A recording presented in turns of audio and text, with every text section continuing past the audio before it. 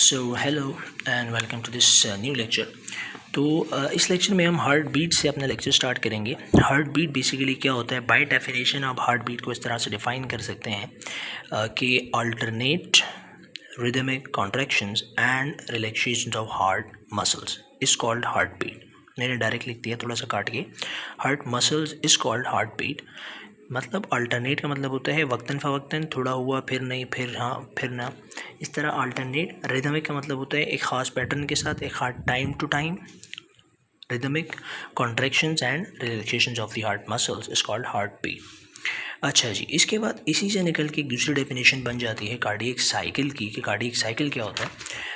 एक heart beat के लिए during one heartbeat cardiac muscles जो हैं वो जितना वर्क करते हैं, जितनी एफर्ट्स लगाते हैं, उस पूरे वर्क डन को कार्डियक साइकिल कहा जाता है। Work done during one heartbeat is called as cardiac cycle. खैर जो एग्जैक्ट वैल्यू बताई जाती है वो है 72 टाइम्स। हार्ट बीट जो है वो एक मिनट के अंदर, एक नॉर्मल मेल की, एक नॉर्मल बंदे की जो हार्ट बीट है वो एक मिनट के अंदर 72 टाइम्स होती है। मीन्स उसका दिल जो है वो 72 टाइम्स धड़कता है।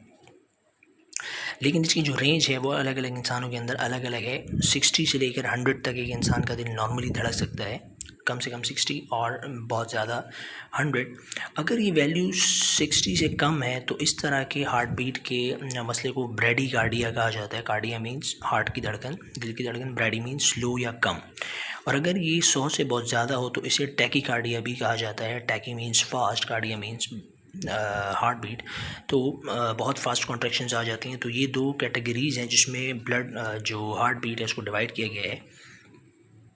इसके अलावा आप ये दो टर्मिनोलॉजीज भी लाजमी तौर पे याद रखेंगे आगे के लिए।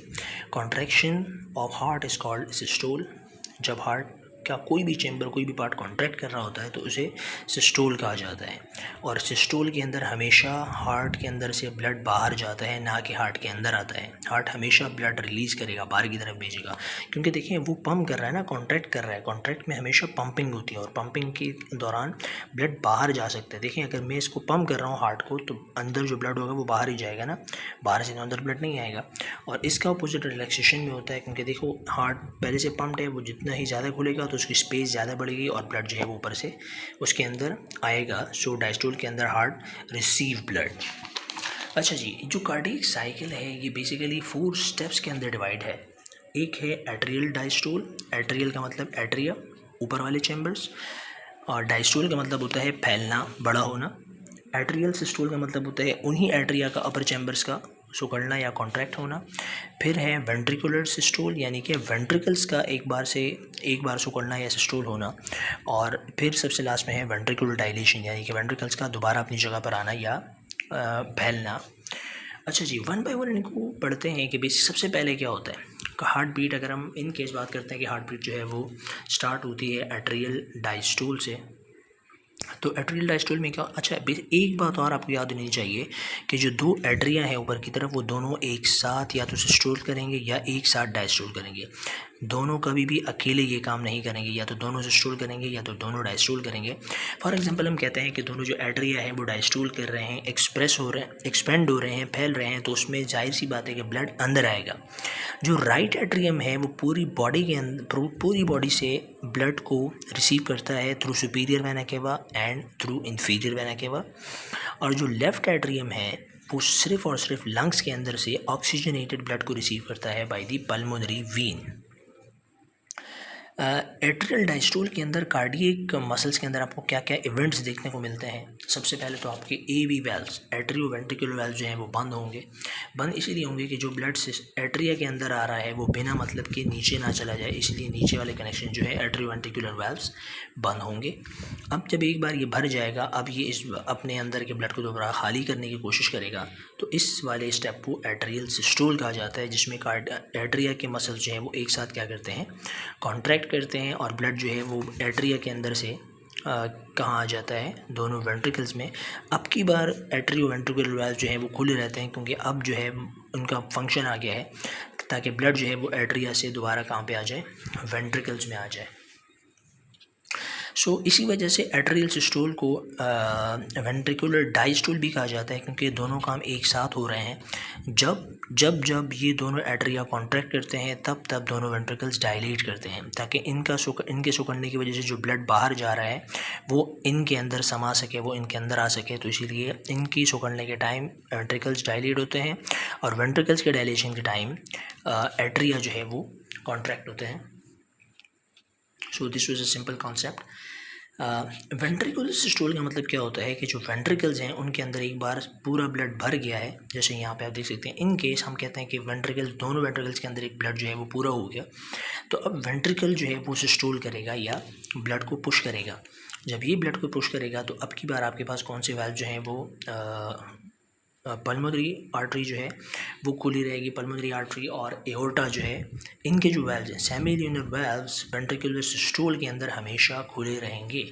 सेमील्यूनर वाल्व्स आर ओपन। ओपन क्यों? तो अगर ओपन नहीं रहेंगे तो ब्लड वेंट्रिकल से आगे जाएगा ही नहीं रगों के अंदर, तो इसीलिए सेमील्यूनर वाल्व्स ओपन रहते हैं। सिर्फ और सिर्फ एओर्टिक, ट्राइकस्पिड और बाइकस्पिड वाल्व जो हैं वो बंद रहते हैं, ताकि जो ब्लड है वो दोबारा एट्रिया के अंदर ना चला जाए। इसके बाद वेंट्रिकुलर डायस्टोल है, क्योंकि देखिए वेंट्रिकुलर सिस्टोल हो क्या, ब्लड जो है जितना भी आया था वो बॉडी तक पहुंच गया। अब वेंट्रिकल दोबारा से एक नए ब्लड को एट्रिया के अंदर से रिसीव करने के लिए दोबारा अपने आप को उसी पोजीशन में लेके जाएगा, और उस पोजीशन में जाने को एट्रियल डायस्टोल यानी कि एक्सपेंशन कहते हैं। Blood will goes by aorta. जो ब्लड इसने पंप कर दिया वेंट्रिकल ने, वो तो सिस्टोल में एओर्टा के अंदर चला गया।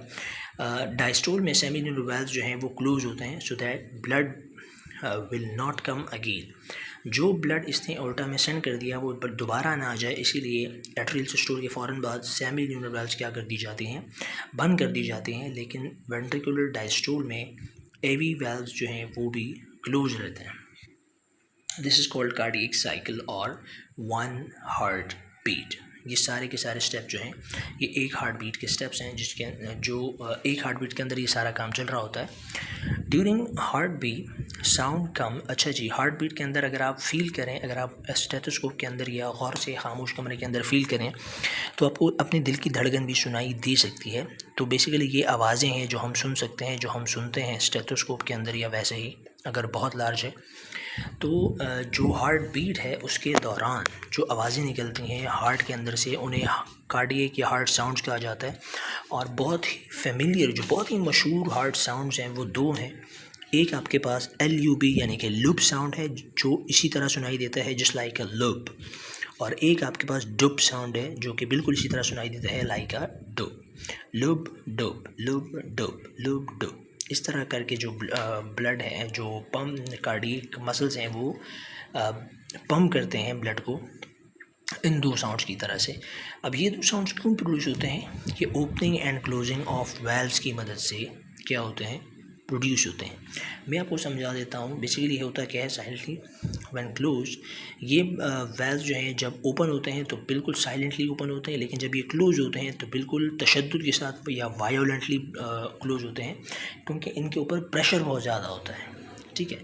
एंड ड्यूरिंग वेंट्रिकुलर सिस्टोल, यानी कि जब वेंट्रिकल जो हैं वो ब्लड को रिलीज करते हैं, first sound comes called first heart sound and sounds like LUB यानी कि लूप। इससे क्या होता है, इसमें बेसिकली ये हो सकता था लूप।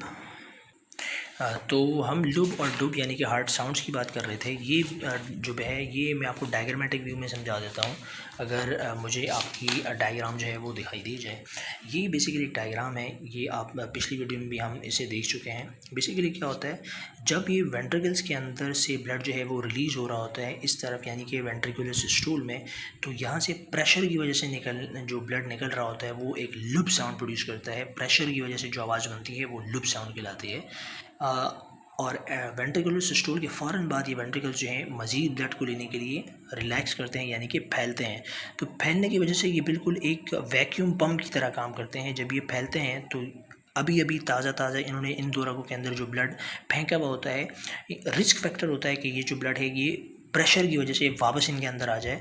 तो इस रिटर्न एंट्री को, इस बैकवर्ड एंट्री ऑफ ब्लड को इस वेंट्रिकल के अंदर आने से रोकने के लिए ये दोनों सेमी ल्यूनर वेल्व्स बिल्कुल इमीडिएटली बंद हो जाते हैं जब वेंट्रिकुलर सिस्टोल ख़त्म होता है।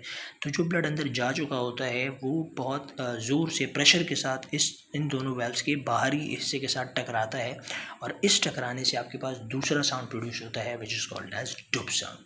सो वेंट्रिकुलर सिस्टोल और वेंट्रिकुलर डायस्टोल में दो साउंड प्रोड्यूस होते हैं, नॉर्मल हार्ट साउंड जिसे लुप और डुप कहा जाता है। So this was about cardiac या हार्ट साउंड्स। कार्डियक आउटपुट क्या होता है? कार्डियक आउटपुट बेसिकली उस वॉल्यूम को, उस ब्लड के उस मकदार को कहा जाता है जो 1 मिनट के अंदर लेफ्ट वेंट्रिकल पूरी बॉडी को सप्लाई करता है। The volume of blood pumped by left ventricle into the systemic aorta या सिंपली एओर्टा, क्योंकि सिस्टमिक एओर्टा के अंदर ही जाता है। तो सिस्टमिक का जिक्र आप करो या ना करो, in 1 minute is called cardiac output. Cardiac output basically males के अंदर ज़्यादा होता है, फीमेल के अंदर कम होता है। टोटल ब्लड जो इंसान के अंदर होता है, टोटल खून की जो मकदार होती है वो 5 से 6 लीटर होती है और नॉर्मली कार्डियक आउटपुट की मकदार तादाद भी क्या होती है? 5 लीटर ही होती है। पर मिनट आपका हार्ट जो है वो पूरे के पूरे 5 लीटर का ब्लड आपके पूरे जिस्म से एक बार के लिए घुमा सकता है। लेकिन मेल के अंदर ये जो वैल्यू है ये 5 से भी आगे है, 5.6 to 5.7 पर मिनट है। मेल के अंदर जो है वो फीमेल से भी ये खसूसियत जो है वो ज़्यादा है। इसके बाद हम कुछ एबनॉर्मल हार्ट साउंड्स की बात कर लेते हैं। नॉर्मल हार्ट साउंड से अनरिलेटेड या ऑपोजिट कोई भी अलग किस्म की हार्ट साउंड अगर सुनाई देती है स्टेथोस्कोप के अंदर या वैसे किसी पेशेंट के अंदर, तो उस साउंड को हार्ट मरमर कहा जाएगा। The sound produced by heart due to abnormal flow of heart, abnormal flow of heart नहीं होगा, abnormal flow of blood is called heart murmur. ये जो है किस वजह से हो सकता है? कुछ डिजीज़ की वजह से, हार्ट डिजीज़ की वजह से, जेनेटिक डिजीज़ की वजह से, फैमिली हिस्ट्री की वजह से और किसी डैमेज की वजह से जो कि हार्ट को हुआ हो। तो ये सारी वजूहात हैं जिसकी वजह से कार्डियक मरमर पैदा हो सकते हैं, एबनॉर्मल हार्ट साउंड्स पैदा हो सकते हैं। Many disease can be diagnose through heart murmuring. जो स्पेशलिस्ट होते हैं जिनको पता होता है कि कौन सा हार्ट मरमर किस डिजीज़ में सुनाई दे सकता है, तो वो एक ख़ास किस्म के हार्ट मरमर की आवाज़ से वो डिजीज़ जो है वो पहचान सकते हैं क्योंकि उनको तजुर्बा हो चुका होता है। Muscle cell also called as cardiac muscle fibres. Cardiac दिल के अंदर जो मसल सेल्स होते हैं उनको उसके हार्ट के हिसाब से, हार्ट की वजह से कार्डियक भी कहा जाता है। Human heart is myogenic. Myogenic का मतलब होता है वो मसल जो अपनी कॉन्ट्रैक्शंस खुद जनरेट करे। Myo mean muscles, genic means generation. तो ये मसल्स अपनी कॉन्ट्रैक्शंस खुद जनरेट करवाती हैं। So we were talking about कि कार्डियक जो दिल है वो मायोजेनिक क्यों है। Why the cardiac muscles are called as myogenic, अपनी कॉन्ट्रैक्शंस को जनरेट कर सकते हैं। सो बेसिकली कार्डियक दिल के जो मसल्स हैं वो दो तरह के पोर्शंस में डिवाइड कर सकते हैं आप उनको। एक वो सेल्स हैं जिन्होंने पूरा हार्ट बनाया हुआ है और जो हार्ट के अंदर बिल्कुल एक तरह के हैं, सिंपल या नॉन स्पेशलाइज्ड हार्ट मसल्स हैं जो कि ज़्यादातर forms myocardium and massage heart and message heart to work, ठीक है, sorry, in message heart to work. और एक है आपके पास इन्हीं हार्ट के अंदर से अभी जो नए सेल्स बने हैं एक इनकलाबी तौर पे, उसे कार्डियक मसल्स के अंदर उन सेल्स को नोडल सेल्स या स्पेशलाइज्ड सेल्स कहा जाता है। कौन से सेल्स? नोडल सेल्स या स्पेशलाइज्ड सेल्स। स्पेशलाइज क्यों? क्योंकि इनका फंक्शन जो है वो नॉर्मल मायोकार्डियम के सेल से थोड़ा सा अलग होता है। यहाँ पे स्पेशलाइज्ड सेल्स में, नोडल सेल्स में जो कार्डियक मसल्स के अंदर के सेल्स हैं उनमें आपको ये तमाम टिश्यूज़ नज़र आएंगे। एक आपके पास आपको SA नोड नज़र आएगा, AB नोड नज़र आएगा, बंडल ऑफ हिस नज़र आएंगे और पुरकिंजी फाइबर्स नज़र आएंगे। तो सबसे पहले इन तमाम का जिक्र मैं आपको डायग्राम के अंदर रफली बता देता हूँ। रफली क्विकली हम इसका जो लोकेशन है इसकी वो पढ़ लेते हैं। This is right ventricle, this is right atrium, this is left atrium and this is left ventricle. अच्छा जी, तो सबसे पहले स्टार्ट करते हैं हम इस वाले पोर्शन से which is called as SA node. SA node को साइनो एट्रियल नोड भी कहा जाता है और इसकी जो लोकेशन है वो सुपीरियर वेना केवा के बिल्कुल नीचे होती राइट एट्रियम के अंदर है, लेकिन सुपीरियर वेना केवा के बेस में अंदर की साइड होती है राइट एट्रियम में। और फिर इस SA नोड से इस तरह करके सिग्नल जाते हैं ऊपर सीधे नीचे की तरफ। इस तरह सिग्नल्स के पाथवेज जाते हैं from the SA node to the AV node. AV node होता है आपका इंटर एट्रियल सेप्टम के पास होता है, ठीक है।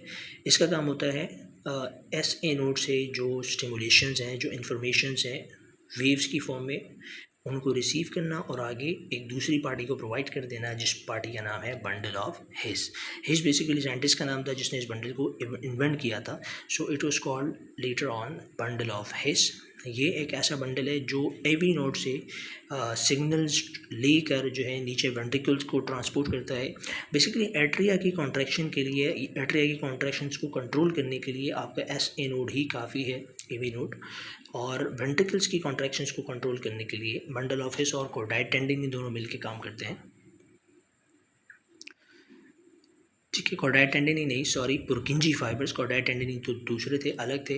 तो इस एवी नोड से सिग्नल्स जो हैं वो इस तरह इंटरवेंट्रिकुलर सेप्टम, ये जो इंटरवेंट्रिकुलर सेप्टम है दो वेंट्रिकल्स के दरमियान, इसके बिल्कुल टॉप पे एक दूसरा स्पेशलाइज टिश्यू लगा होता है जिसे बंडल ऑफ हिज कहा जाता है। तो एवी नोड से वही सिग्नल जो एस ए नोड के अंदर खुद ब खुद बने थे उससे यहाँ पे आते हैं। फिर ये जो बंडल ऑफ हिज है ये आगे अपने कनेक्शंस ट्रांसमिट करता है दो ब्रांचेस के थ्रू।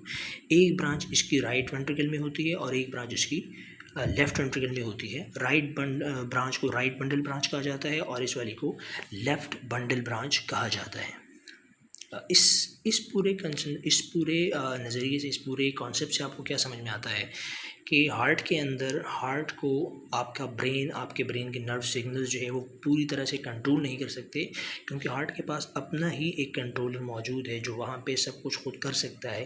अपनी जनरेशन के लिए जो सिग्नल्स हैं, जो इलेक्ट्रिक सिग्नल्स हैं, जो बिजली की तरह के सिग्नल्स हैं, जो न्यूरॉन्स के अंदर आमतौर पर बनते हैं, वो यहाँ भी बन सकते हैं ऐसे नोड के अंदर। तो इसीलिए हार्ट जो ब्रेन है, जो दिमाग है, वो हार्ट रेट को, हार्ट की रफ्तार को कम या ज़्यादा कर सकता है, लेकिन हार्ट की कॉन्ट्रैक्शंस पे इतना ज़्यादा असर नहीं रखता। So this is SA node जो खुद ब खुद सिग्नल जनरेट करता है by electrolyte flow, electrolytic movement. फिर यही जो सिग्नल्स हैं वो सिग्नल्स एवी नोड को मिलते हैं, फिर वो सिग्नल्स बंडल ऑफ हिज को मिलते हैं, और फिर इस तरह फाइबर्स के थ्रू, ब्रांचेस के थ्रू, इन ब्रांचेस को जो है वो क्या कहा जाता है, पुरकिंजी फाइबर्स कहा जाता है। ये पुरकिंजी फाइबर्स अलग अलग से दोनों वेंट्रिकल्स को भी आगाह कर देते हैं, जिसकी वजह से वो दोबारा से सिकुड़ने के लिए तैयार होते हैं। ठीक है। सो ये एक कॉन्टेक्स्ट है इस पूरे कॉन्सेप्ट का कि होता क्या है। एस ए नोड पहले जो है सिग्नल जनरेट करता है, signal will generates electric signal and it will go right and left atria, then due to that signals atria contract. सही, ये एस ए नोड जो, अच्छा, पूरे दोनों एट्रिया की कॉन्ट्रैक्शंस के लिए इस एस ए नोड की जो सिग्नल्स हैं वो अकेले काफ़ी हैं, उसके लिए यहाँ तक ट्रांसफ़र जो है वो ज़रूरी नहीं है। ये ट्रांसफ़र सिर्फ मेनली वेंट्रिकुलर की वेंट्रिकुलर की कॉन्ट्रैक्शंस के लिए इस्तेमाल किया जाता है। तो यहाँ पे पहले दोनों एट्रिया एक साथ कॉन्ट्रैक्ट करेंगे। ये जो राइट एट्रियम है ये पूरी बॉडी से ब्लड रिसीव करेगा और ये लंग्स के अंदर से fully already oxygenated blood receive करेगा, और इस तरह दोनों एक साथ एक्सपेंड होंगे, एक साथ कॉन्ट्रैक्ट होंगे। एस ए नोड से जो सिग्नल हैं वो ए बी नोड तक जाएंगे, फिर बंडल ऑफ हिज तक, फिर ये पूरा सिग्नल जो है वो दोनों वेंट्रिकल्स के अंदर भी फैल जाएगा। During atria contract that signals will also go to A B node. ठीक हो गया। And during this transmission of signals from S A node to A B node कितना टाइम लगता है, 0.15 सेकेंड लगता है between the transfer of signals from S A node to A B node. That signals after AV node go to bundle of His, then into right and left bundle branches. Bundle branches को पुरकिंजी fibres भी कहा जाता है। इन दोनों, ये these two are bundle branches, और इन bundle branches के ऊपर फाइबर्स लगे हुए हैं, so these are called as पुरकिंजी fibers. Bundle of His, and then into right and left atrium, right and left ventricle, sorry, and bundle of bundle branch, and then Purkinje fibers, and then into ventricles, and then ventricle contract, ventricular systole start हो जाता है। SA node is called pacemaker. Pacemaker क्यों? क्योंकि ऐसे node को वैसे pace maker कहा भी जाता है, natural pacemaker. Pacemaker से क्यों कहा जाता है? क्योंकि बेसिकली ये हार्ट को एक पेस के अंदर, एक स्पीड के अंदर रखता है जो हार्ट के लिए फेवरेबल या यानी कि फ़ायदेमंद होती है, because it starts the heartbeat. Pacemaker है। अच्छा जी, ये जो 0.15 का डिले है between atrial contraction and ventricular contraction, ये क्यों ज़रूरी है? ये इसलिए ज़रूरी है कि जब एट्रिया कॉन्ट्रैक्ट करें तो एट्रिया की कॉन्ट्रैक्शन, जब एट्रिया और वेंट्रिकल्स जब डायलेट और कॉन्ट्रैक्ट करें तो एक जो ऊपर के 2 पार्ट हैं अगर वो डायलेट कर रहे हैं तो इनको कॉन्ट्रैक्ट होना पड़ेगा, और ये कॉन्ट्रैक्ट कर रहे हैं तो इनको डायलेट होना पड़ेगा। दोनों काम एक साथ नहीं होंगे। तो इस तरह इन दोनों का काम, क्योंकि थोड़े से टाइम डिफरेंस है, ये टाइम डिफरेंस है, इस टाइम डिफरेंस है, इन दोनों का काम जो है वो एक दूसरे से उल्ट नज़र आता है। अगर आप इतना टाइम वेट कर लें तो मे बी आपको एट्रिया और वेंट्रिकल्स का फंक्शन बिल्कुल सेम नज़र आए। इस डिले से क्या फ़ायदा होता है कि जब जब राइट एट्रियम और लेफ़्ट एट्रियम कॉन्ट्रैक्ट करते हैं तो ये दोनों रिलैक्स कर रहे होते हैं, मतलब यहाँ का ब्लड जो है वो यहाँ पे आराम से आता है। अगर चारों के चारों एक साथ कॉन्ट्रैक्ट करते होते तो ब्लड जो है वो कभी भी इन चैम्बर्स के अंदर नहीं रह पाता।